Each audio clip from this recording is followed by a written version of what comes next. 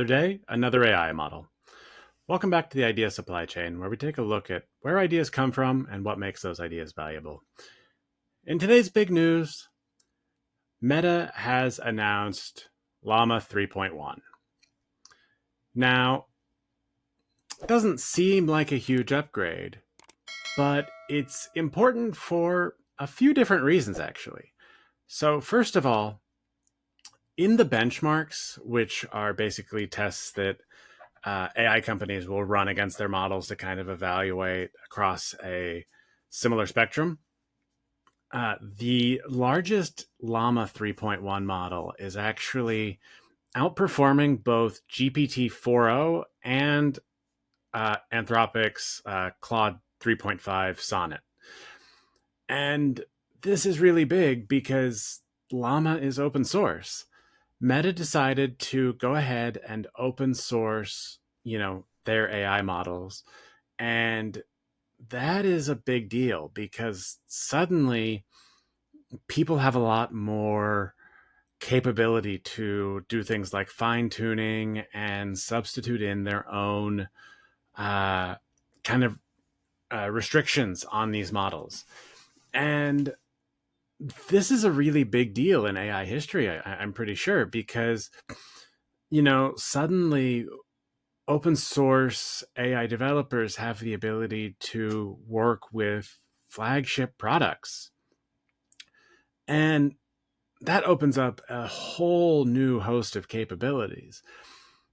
Based on the things I've seen, it looks like, instead of paying either OpenAI or Anthropic to run on their hosted models, if you end up using Llama 3.1, it seems like there'll be a savings of about 50%, which, obviously this doesn't account for the cost of setting up the hosting, which there's going to be a good chunk of, your expenses just in that.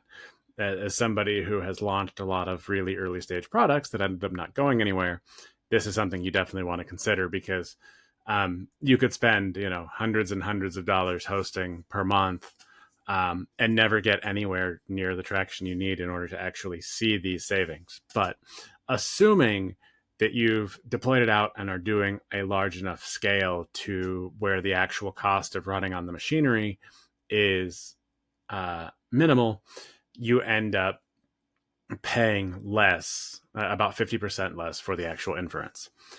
So that's a really big deal. Now, it just dropped today, or yesterday, if you're watching this tomorrow when it comes out. But, I haven't had a chance to play around with it a ton yet. Just a little bit of preliminary testing. And I've got to say, I was pretty impressed. A lot of the responses were pretty spot on with what I would expect from different models. Now, I will say I tested the base model, not the instruct model. And so I can say with certainty that it did not do a good job of following instructions, which makes sense because I wasn't using the instruct model. So the next level of testing I'm doing, and actually I'm downloading the instruct model right now, to play around with it because I want to see if I can actually get it to do some of the same tasks that I've been doing with Sonnet and GPT 4.0 and 4.0 Mini now. Too many models, too many options. But, I do enjoy kind of just seeing how the different capabilities play out for these different ones. And Meta is actually doing something really interesting here too, because they've actually released kind of Llama as a system, where this is kind of their wrapping, and the way they kind of view it is basically you've got the main model in the middle, and then you've got kind of the like the safety and other kind of periphery around this base model that then you can kind of move interchangeably. And so this is a really cool idea and something that I think is really going to be important going forward, because it allows you to build some pretty incredible agentic systems. One of the issues that I've always seen with the closed source models is they have all sorts of different guardrails in place because they need to account for all the different possibilities. Well, let's say you're in an industry where different types of topics are more common. Even like in like medical fields, right? Sometimes you say things in medical uh, documentation that can be taken differently in other connotations, right? And so a lot of times to prevent any sort of misuse, Anthropic and OpenAI will make these very broad um, blocks in place to make sure that you're not doing things you're not supposed to be doing. Well, Meta has made that all configurable. Um, and apparently, there's also some coding layers as well that you can use to generate code specifically.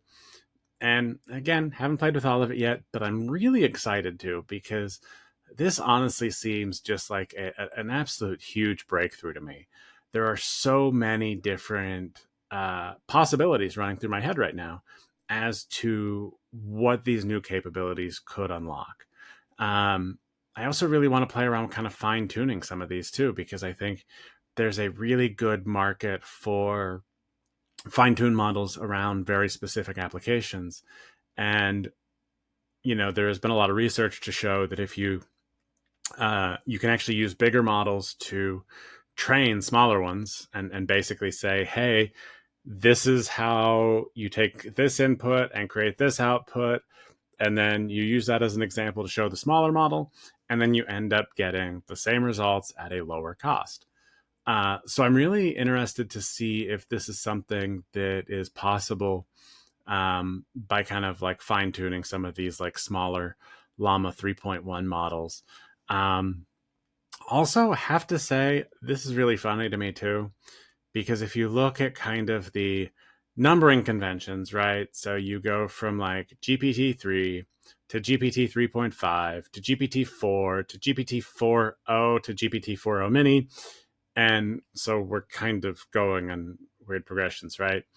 And then you've got like Claude going to Claude 3, and then you've got Claude 3, Sonnet, Haiku, and Opus, and then you've got Claude 3.5 Sonnet.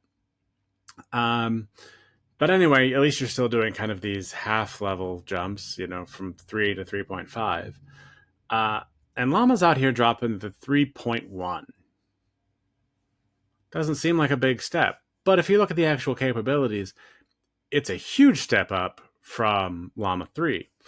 And, quite honestly, I've seen that even in just the limited testing I've done so far. Like I've used Llama 3 for a couple things just on my local machine, mostly for like web scraping usages, because I ended up running up a rather hefty OpenAI bill for a web scraper gone wrong. So now I like using local models for that. So I don't do that again. Um, but the behavior of Llama 3.1 seems more in line. With Llama 3, there seemed to be just a lot of excitement. It was uh, always talking about, yay, like new information about this website. And it was just very weird. It just seemed overly eager to, do anything. And it was just a bizarre experience. But Llama 3.1 seems to be more grounded in its response and just kind of acts normally, I guess, which is a weird thing to say. But hey, it's 2024. Here we are. Shit's getting weird. So, Llama 3.1, not quite the eager puppy that Llama 3 was. So, anyway, excited to play with Llama some more and really see what is possible with all these different variations. I did realize with Llama 3 that trying to drop the largest Llama 3 model on my MacBook is not really that great. Technically, it's supposed to be able to run it, but it didn't do it well.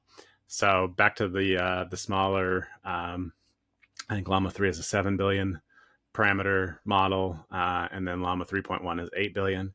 So yeah, just continuing to play with that level of it. Maybe someday I will move up to a deployed version of Llama 3 in the cloud somewhere, but that'll be down the line. So anyway, that's it for today. Really curious. Have you played around with Llama 3 at all? Llama 3.1? Let me know in the comments. Let me know what you're doing with it. Would love to hear. And that's it for today. Thanks for watching, and I'll see you in the next video.